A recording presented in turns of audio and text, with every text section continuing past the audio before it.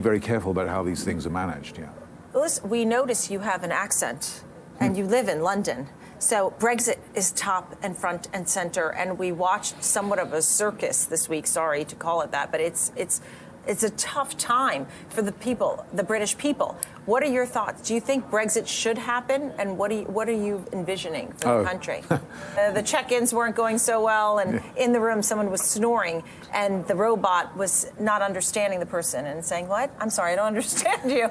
The man just kept snoring. There you go. So maybe the robots aren't just yet. But anyway, George Magnus, we're so happy to have had you with us. You are such a great economist and really have such insight into China, the U.S., and what is to come.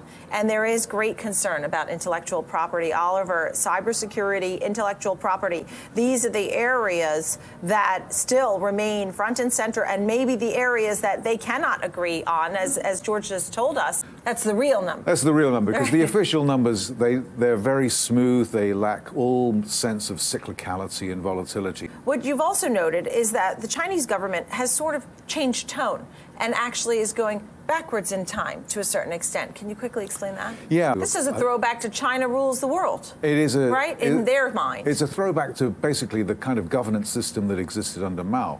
And what I'm saying... Because you mentioned agriculture and some of the other areas, that probably will see success in the decision making, because I know that some companies here are actually hindered by the tariffs. Here in the States, we're closely tied to China, but how important is China to us really? Because there was this idea that it was such a behemoth and the language has changed, right? So how important is China to us? Because there's worries that also if these tariffs don't go into place, because more tariffs, if there's no deal, that we could have supply disruption. There's worries about our economy here. I mean, how worried are you about the U.S.